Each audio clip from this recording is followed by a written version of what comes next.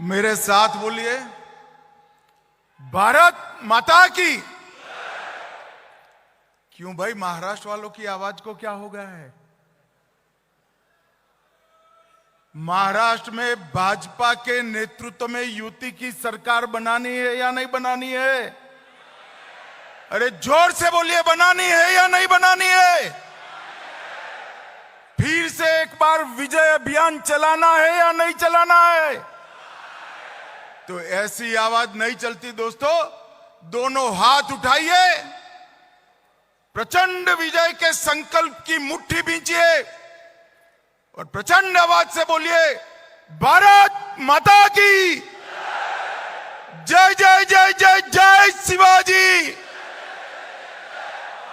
जय जय जय जय जय भवानी। बोलो भारत माता की। मंच पर उपस्थित महाराष्ट्र प्रदेश भाजपा के अध्यक्ष महोदय, महाराष्ट्र भाजपा के वरिष्ठ नेता और हमारे उप मुख्यमंत्री श्रीमान देवेंद्र फडणवीस जी,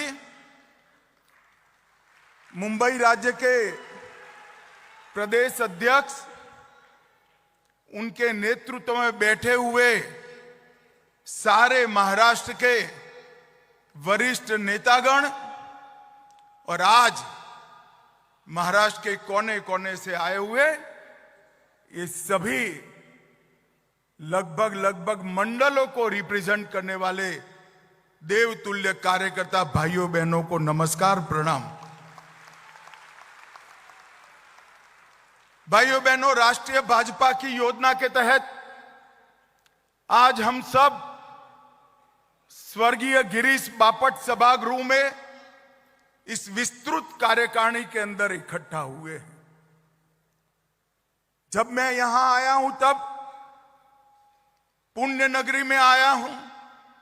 सबसे पहले छत्रपति शिवाजी महाराज को प्रणाम कर कर मेरी बात की शुरुआत करना चाहिए। ये नगरी तिलक महाराज की नगरी है। यहीं से केसरी को शुरू किया और देश भर में स्वराज मेरा जन्मसिद्ध अधिकार है, उसको शिवाजी महाराज के बाद पूरे देश में अलग जगाने का काम बाल गंगाधर तिलक ने किया था। मैं आज बाल गंगाधर तिलक, बाजीराव पेशवा और वीर सावरकर, ये तीनों महापुरुषों को मनपूर्वक प्रणाम कर कर मेरी बात की शुरुआत करना चाहिए।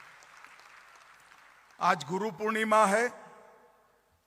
मैं महाराष्ट्र के सभी लोगों को गुरु पर्व की, गुरु पूर्णिमा की मनपूर्वक शुभकामनाएं देना चाहता हूं।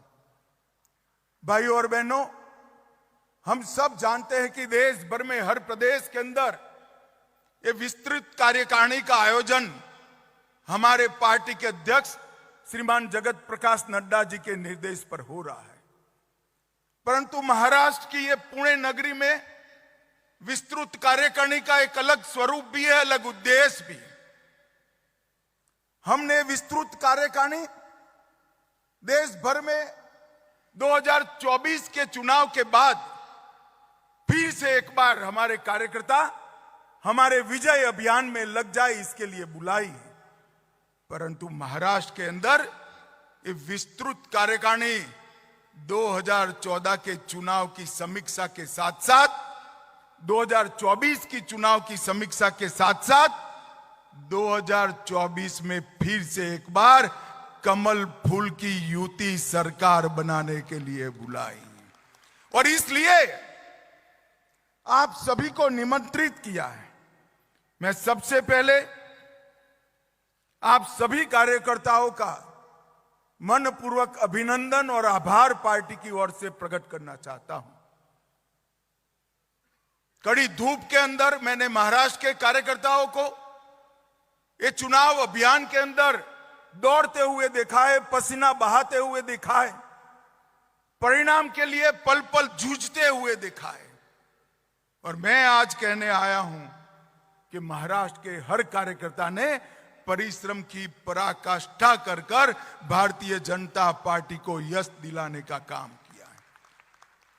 और भाई और बहनों, जब हम आज यहां आए हैं तो परिणाम हमारे सामने। 60 साल के बाद पहली बार देश में किसी एक नेता को तीसरी बार प्रधानमंत्री शपथ लेने का यश मिला है, तो वो हमारे नेता नरेंद्र मोदी जी को। लगातार 3 बार मोदी जी प्रधानमंत्री बने, प्रधानमंत्री बनने की हैट्रिक लगाई। और आज मैं कहने आया हूं महाराष्ट्र के कार्यकर्ताओं को, हमने महाराष्ट्र विधानसभा में भी 14, 19 और 14 और 19 से योग जितना बड़ा विजय 24 में प्राप्त करने के लिए पुरुषार्थ करना है। कार्यकर्ता मुझे मिले हैं, कल रात को भी कुछ लोग मिले, आज सुबह से महाराष्ट्र के प्रमुख कार्यकर्ता मुझे मिल रहे हैं। थोड़ा बहुत कंफ्यूजन दिखाई पड़ता है। एक भ्रांति फैलाने का काम हमारे विपक्ष ने किया है। मैं आज आपको एक उदाहरण देकर 2024 के नतीजों को एक्सप्लेन करना चाहता हूं। 2 बच्चे थे, एक ही क्लास में पढ़ाई पढ़ते थे। एक बच्चा हमेशा 80% मार्क से पास होता था, क्लास में नंबर 1 आता था। दूसरी एग्जाम आई, उसने तय किया कि इस बार 80 नहीं चलेगा, मैं 90 लाऊंगा। अब उसने लक्ष्य तय किया। लक्ष्य कभी कोई नीचा नहीं तय करता है, ऊंचा ही तय करता है। और दूसरा एक विद्यार्थी था, वो 4 साल में उसी कक्षा में नापास हो रहा था, उसको 20 मार्क आ रहे थे। उसने लक्ष्य रखा कि मैं 20 नहीं, इस बार 30 लाऊंगा। पास होने का लक्ष्य नहीं रखा, 30 लाने का लक्ष्य रखा। अब एग्जामिनेशन हो गए, परिणाम आ गया। जिसने 90 का लक्ष्य रखा था उसको 80 की जगह 78 आ गया, और जिसने 20 का लक्ष्य रखा था उसको 30 की जगह 25, 20 की जगह 25 आ गए। अब मुझे बताओ भाई, कौन सा विद्यार्थी का परिणाम अच्छा है? जरा बताओ, 80 वाले का अच्छा है या 20 वाले का अच्छा है? एक बात मुझे सभी कार्यकर्ता बताएं, जो विजयी होता है उसकी सरकार बनती है। भारत में सरकार किसकी बनी है? जरा जोर से बोलो, किसकी बनी है? विपक्ष में कौन बैठा है? तो विजयी कौन बना है? अरे मैंने तो पहली बार ऐसा देखा है कि 30 मार्क का लक्ष्य लेकर 25 प्राप्त करने वाला बच्चा अहंकार में आ गया, और 90 का लक्ष्य रखकर 78 वाला पसोपस में पड़ गया। मैंने मेरे राजनीतिक जीवन में कई जय पराजय देखे, परंतु मैंने जीवन में कई लोगों को जीतने के बाद अहंकारी होते हुए भी देखा है। जीतने के बाद अहंकार आना, इसका आपको सैकड़ों उदाहरण दुनिया भर की राजनीति में मिलेगा, मगर एक अनूठा उदाहरण राहुल गांधी दुनिया को दे रहे, वो हारने के बाद अहंकारी हो गए। भाइयों और बहनों, मैं आज आपको बताने आया हूं, भारतीय जनता पार्टी को 240 सीटें मिली, एनडीए को 300 सीटें मिली, और पूरे इंडी अलायंस को इकट्ठा होकर 240 सीटें नहीं मिली है, ये हमें याद रखना है। भाई और बहनों, 14, 19 और 24 तीनों चुनाव का अगर योग कर देते हैं कांग्रेस पार्टी की सीट का, तो भी 240 नहीं होता, जिसका हमें 24 में मिला है। मैं आज कहने आया कि इस चुनाव के अंदर देश भर की जनता ने नरेंद्र मोदी जी के 10 साल के शासन पर मुहर लगाने का काम किया है और तीसरी बार मोदी जी को बहुमत के साथ शासन करने का अधिकार दिया है। 300 सीट गठबंधन की और 240 सीट भारतीय जनता पार्टी की। कांग्रेस ने 10 साल शासन किया, कभी 240 सीट यूपीए में उनकी नहीं आई थी। मगर हमारा कार्यकर्ता और अच्छे का आशा रखने वाला कार्यकर्ता है, इसलिए थोड़ा मन में कसक रह जाती है। रह गई है ना? अरे जोर से बोलो, रह गई या नहीं रह गई है? पक्का रह गई है? तो कसक रह गई है तो सर पकड़कर नहीं बैठते हैं, नए लक्ष्य तय करते हैं। और लड़ाई कहां दूर है, 24 में ही होने वाला है। सारी कसक महाराष्ट्र विधानसभा में पूरी कर फिर से भगवा लहराने का काम करें। मैं आज कहने आया हूं कार्यकर्ता को, हम 2 सीट प्राप्त कर एक बार हुई थी, राजीव गांधी ने हमें तंज कसा था, हम 2 हमारे 2। आज 15 साल तक वो विपक्ष में बैठे हैं और 15 साल तक अब निश्चित हो गया है कि देश का शासन भारतीय जनता पार्टी करेगी। ये विजय कोई छोटा विजय नहीं है।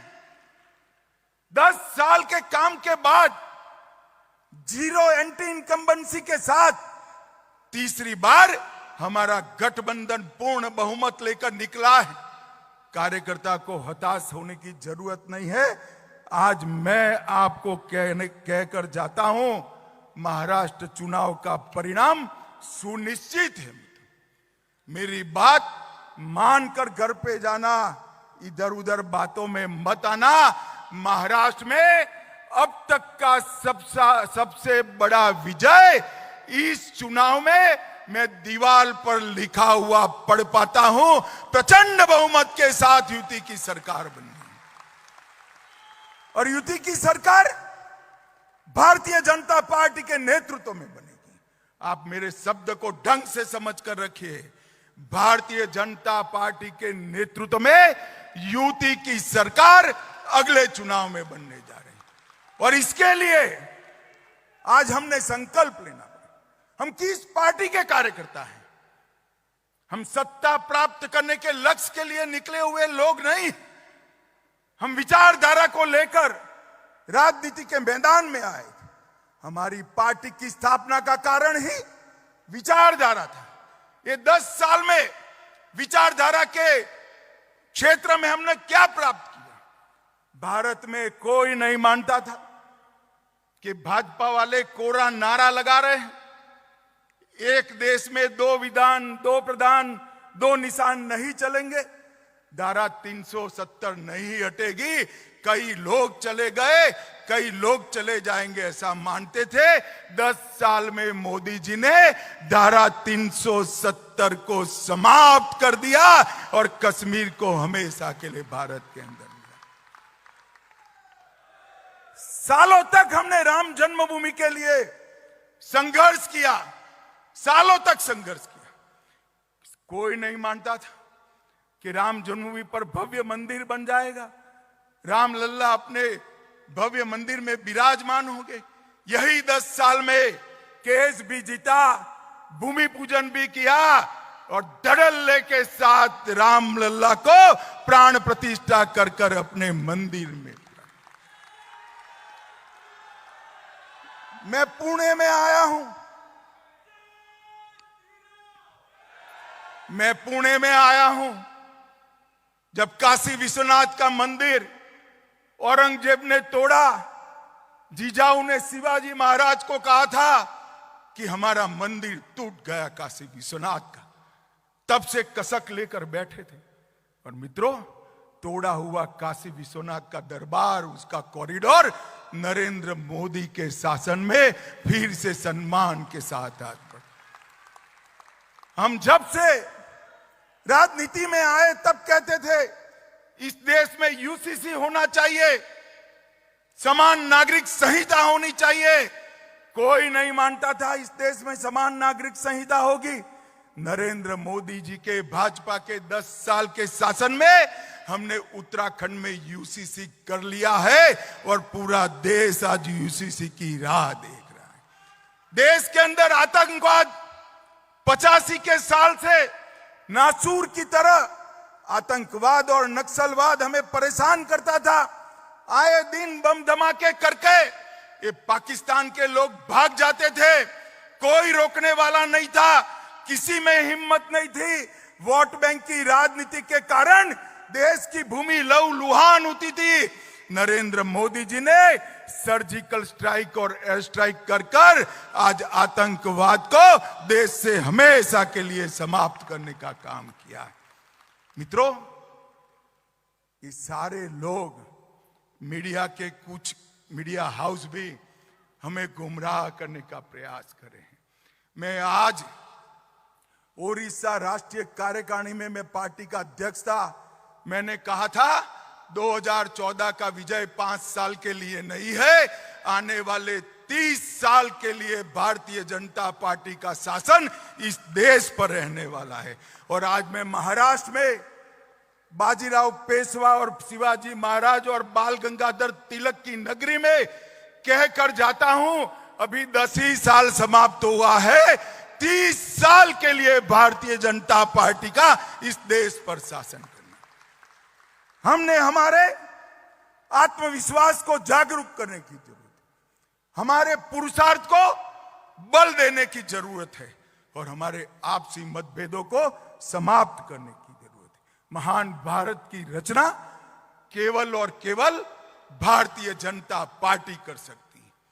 महान भारत की रचना केवल और केवल नरेंद्र मोदी जी ने डाली हुई नींव पर ही हो सकती है, हमारी विचारधारा ही कर सकती। इस आत्मविश्वास के साथ हमने आगे बढ़ना है।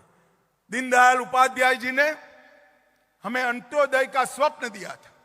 मोदी जी ने 10 साल के अंदर इस देश के 60 करोड़ गरीबों को घर दिया, बिजली दी, गैस का सिलेंडर दिया, शौचालय दिया, हर गरीब को प्रति माह प्रति व्यक्ति 5 किलो अनाज दिया, 5 लाख तक का बीमा दिया और देवेंद्र जी अब लाडली बहना और लाडली भैया भी देने जा रहे हैं। गरीब कल्याण का काम कोई कांग्रेस पार्टी नहीं कर सकती, कांग्रेस पार्टी के साथी भी नहीं कर सकते। गरीब कल्याण का काम केवल और केवल भारतीय जनता पार्टी कर सकती है और कोई नहीं कर सकता। भाइयों बहनों, ये कांग्रेस वाले कई सारे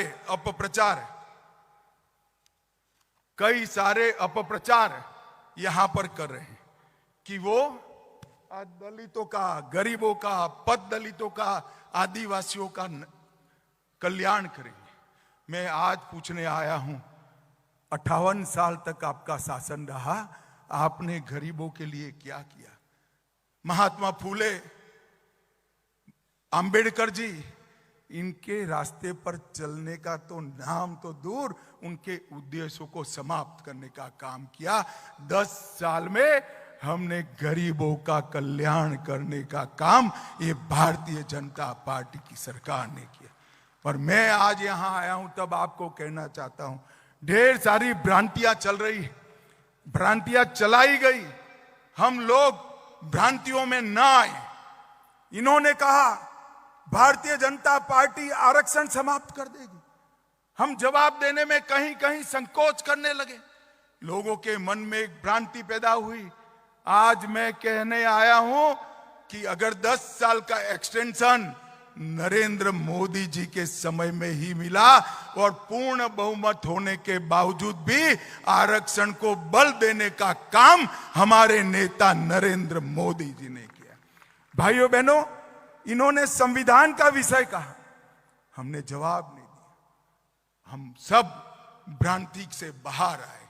अब चुनाव महाराष्ट्र में आया है, नए नए प्रकार की इल्यूजन पवार साहब खड़ा कर रहे हैं। मैं आज पवार साहब को कहने आया हूं, हमारे देवेंद्र जी, दादा शिंदे जी, अजीत दादा शिंदे जी, ये सब जवाब दे रहे हैं, मगर दूर से मेरा एक निरीक्षण है, मैं आप लोगों के साथ शेयर करना चाहता हूं।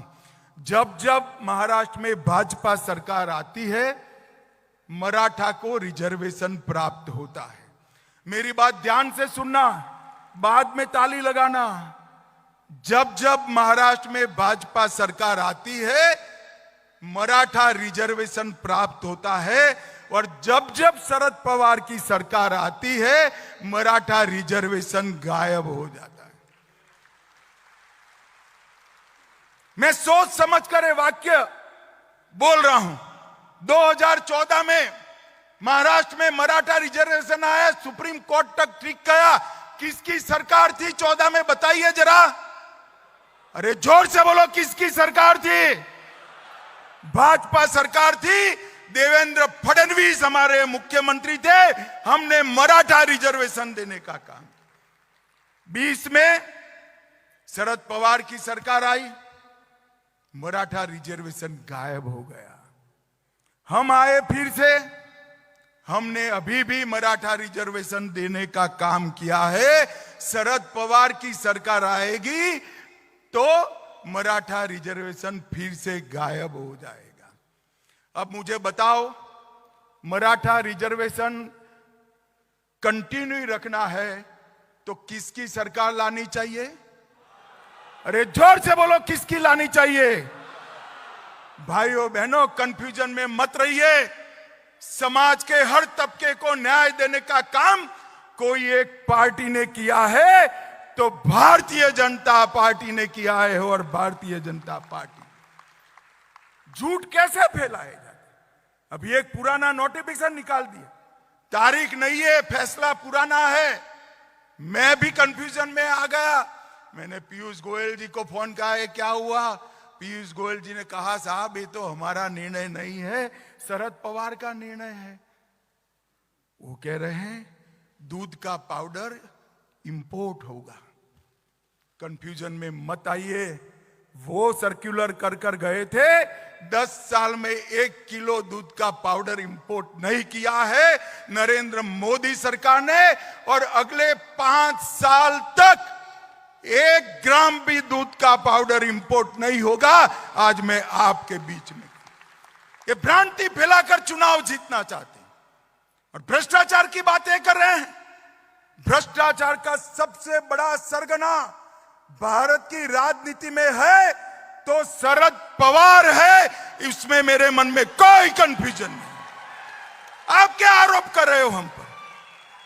इस देश में कोई भी सरकार में भ्रष्टाचार को संस्थागत करने का काम, इंस्टीट्यूशनलाइज करने का काम अगर किसी ने किया तो शरद पवार आपने किया है। मैं डंके की चोट पर कह कर हम पर आप भ्रष्टाचार का आरोप लगा रहे हैं। और इस बार शरद पवार जी, मेरा ये बापट सभागृह में बैठा हुआ कार्यकर्ता ढंग से जान गया है, आपके झूठ नहीं चलेंगे। मैं बता कर जाता हूं। चलेंगे क्या? अरे जोर से बोलो, चलेंगे क्या? चलेंगे क्या? घर घर जाकर इस झूठ का जवाब देना है, पर्दाफाश कराना है। ये झूठ भी बोलेंगे, भ्रांति भी फैलाएंगे, अपने यहां विखवाद खड़ा करने का प्रयास भी करेंगे। मैं सभी कार्यकर्ताओं को आज कहना चाहता हूं, अपने आप को इस चुनाव तक साइड पर कर दीजिए। अपनी जगह कमल के हित को केंद्र में ला दीजिए। एक एक कार्यकर्ता कमल को समर्पित हो। एक एक कार्यकर्ता कमल को जिताने के लिए परिश्रम की पराकाष्ठा करे और एक एक कार्यकर्ता अपने साथी को जिताने के लिए भाजपा से भी ज्यादा परिश्रम करे। मुझे बताओ भाइयों बहनों, एनडीए को जिताना है या नहीं जिताना है? ऐसे नहीं चलेगा भाई। मैं बनिए का बेटा हूं, गारंटी के बगैर वापस नहीं जाऊंगा। मुझे जरा जोर से बताइए, युति को जिताने के लिए जोर लगाएंगे?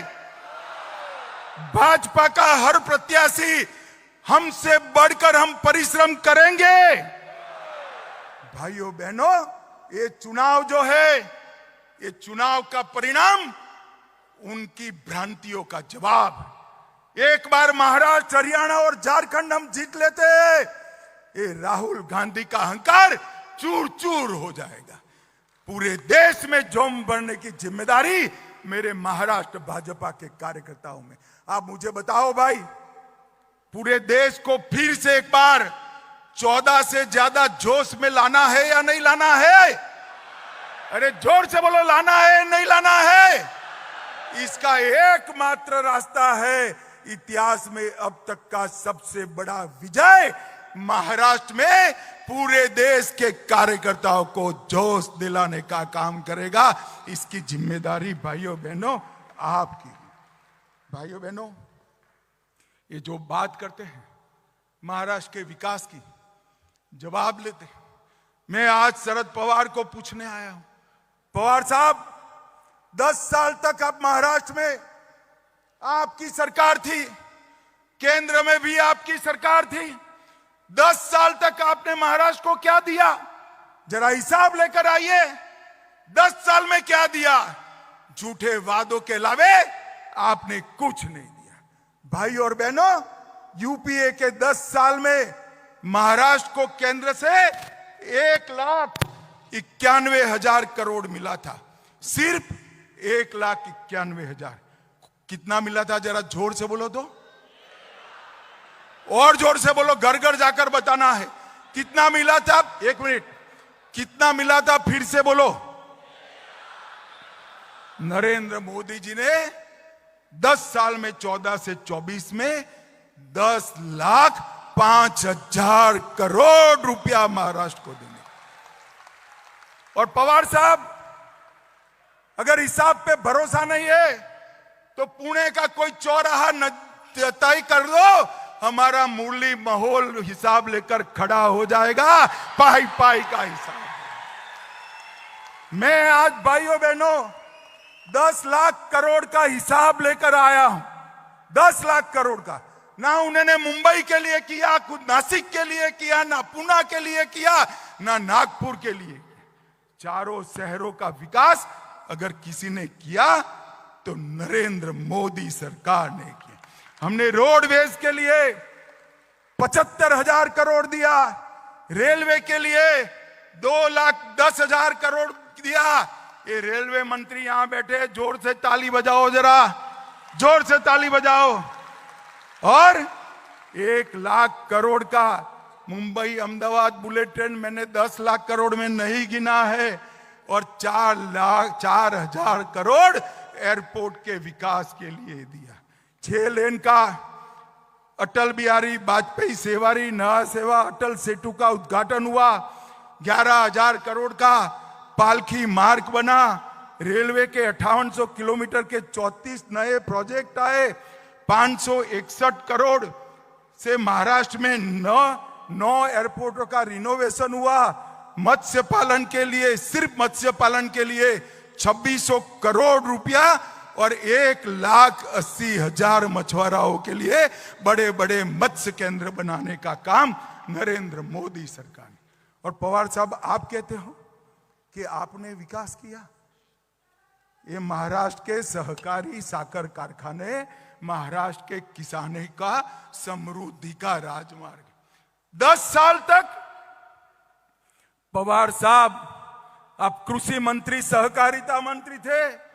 10 साल तक 10,000 करोड़ का इनकम टैक्स का प्रश्न आप सॉल्व नहीं कर पाए थे। मैं सहकारिता मंत्री गया, मोदी जी के पास फाइल लेकर गया, 1.5 मिनट में 10,000 करोड़ का साकर कारखानाओं का काम नरेंद्र मोदी। आप जो 10 साल तक नहीं कर पाए, वो मोदी जी ने 1.5 साल में किया। महाराष्ट्र सरकार ने भी नया बजट पारित किया। मोदी जी ने नारी शक्ति वंदन अधिनियम से बहनों को विधानसभा और लोकसभा में 33% आरक्षण दिया। और देवेंद्र फडणवीस ने माझी लाड़की बहन कर हर बहन को 1,500 रुपया हर महीने भेजने की शुरुआत। अब पवार साहब कहते हैं इसमें नया क्या है। मैं भी मानता हूं इसमें नया क्या है, तो आपने क्यों नहीं किया भला बताइए। आपने करना चाहिए था ना। अब चिंता मत करो पवार साहब, महाराष्ट्र की जनता आपको करने का मौका भी नहीं देने वाली है। फिर से भारतीय जनता पार्टी की सरकार आनी और ये खटाखट खटाखट खटाखट याद आता है ना? आता है या नहीं आता है? मैं आज राहुल बाबा को कहने आया हूं, देश की जनता ने तो खटाखट खटाखट फटाफट फटाफट पर भरोसा नहीं किया, मगर आपके पास राज्य सरकारें हैं। कर्नाटक में है, हिमाचल में है, तेलंगाना में है, 3 तो बची ही है। तो वहां खटाखट भेज दीजिए ना पैसा भाई। भेजना चाहिए या नहीं भेजना चाहिए? मैं तो तेलंगाना, कर्नाटक और हिमाचल की बहनों को कहना चाहता हूं, एक खटाखट का डिमांड खड़ा करिए। अरे छोड़िए राहुल बाबा, आपकी सरकारों का एजेंडा देख लीजिए।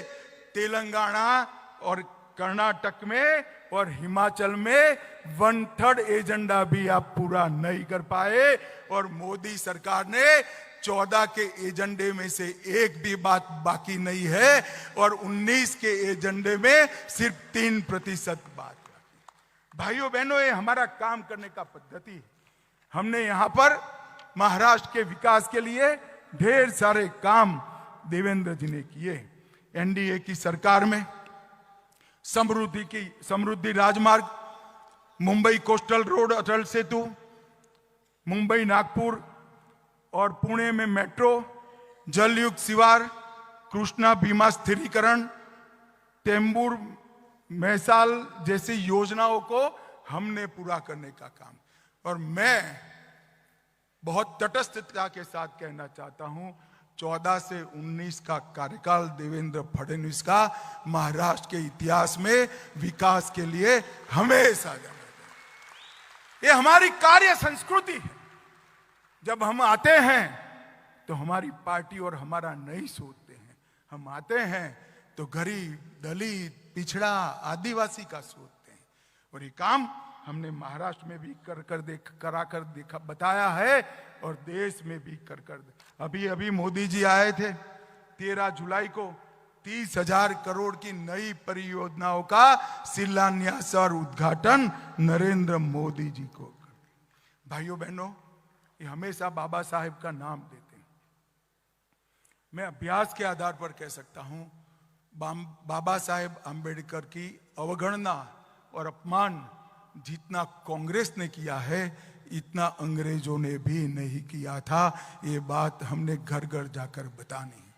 और बाबा साहब से जुड़े हुए 5 तीर्थ बनाने का काम किया तो भारतीय जनता पार्टी ने किया, और किसी ने नहीं किया। बाबा साहब को भारत रत्न कांग्रेस पार्टी थी तब नहीं मिला। संविधान दिवस मोदी जी ने बनाया। महाराष्ट्र, गुजरात में थे तब संविधान की 26 जनवरी को यात्रा निकाली थी, और बाबा साहब के याद में भव्य स्मारक दिल्ली में भी बनाने का काम किया।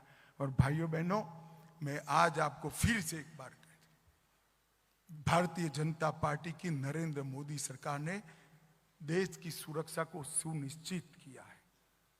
देश भर में दशकों से जड़ लगाकर बैठे हुए नक्सलवाद को समाप्ति के कगार पर लाकर खड़ दी।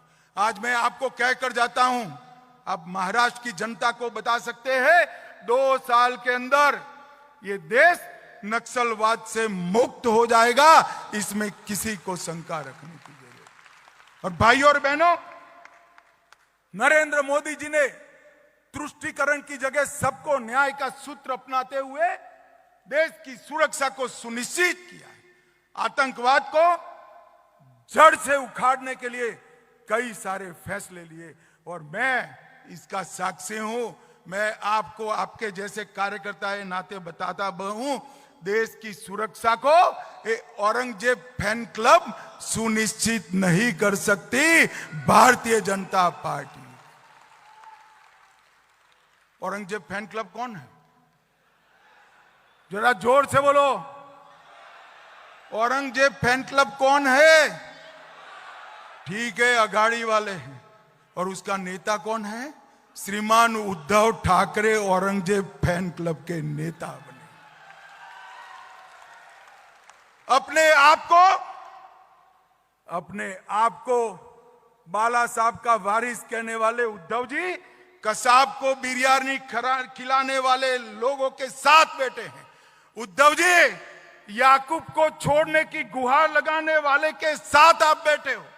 जाकिर नाइक को मैसेंजर ऑफ पीस बनाने वालों की गोदी में उद्धव जी आप बैठे हो।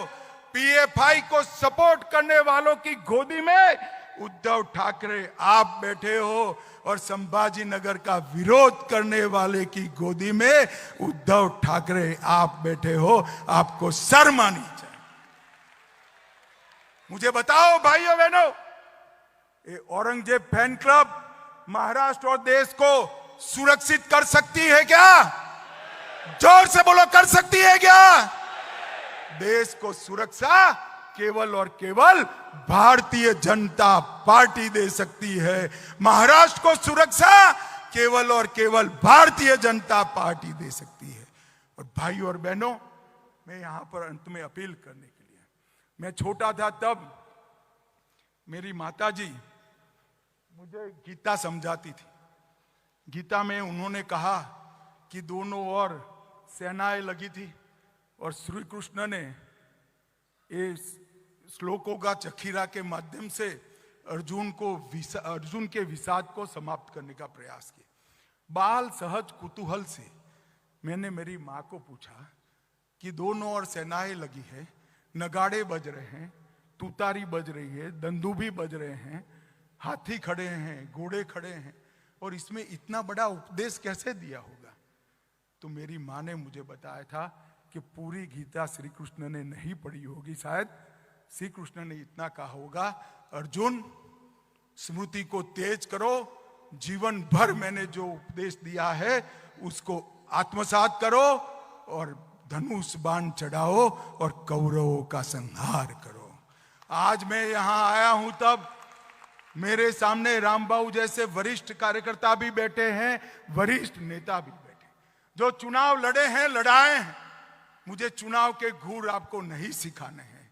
मैं एक ही बात करना चाहता हूं, पूरा जीवन हमारे पुरखों ने, हमारे वडीलों ने जो हमें सिखाया है वो याद करें। राष्ट्र प्रथम, मुझसे पहले मेरी पार्टी और मेरी पार्टी से पहले मेरा देश, इस सूत्र को हम आत्मसात करें।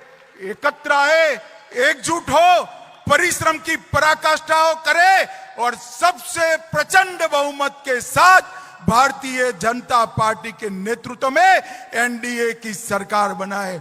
मुझे बताओ भाइयों बहनों, प्रदेश भर में गांव गांव, घर घर, नगर नगर, महानगर तक जाकर ये बात पहुंचाएंगे क्या? अरे जोर से बोलो, पहुंचाएंगे? कमल को जिताएंगे, साथियों को जिताएंगे, महाराष्ट्र को सुरक्षित करेंगे, देश को सुरक्षित करेंगे। फिर से एक बार महाराष्ट्र में भाजपा सरकार बनाएंगे तो मेरे साथ दोनों हाथ उठाइए और प्रचंड आवाज से मुट्ठी भींच कर बोलिए, भारत माता की, भारत माता की, वंदे वंदे। आप सभी का बहुत बहुत धन्यवाद। सगळ्यांनी राष्ट्रगीतसाठी उभं राहायचंय। सगळ्यांनी राष्ट्र माता की, भारत माता की, भारत माता की। धन्यवाद।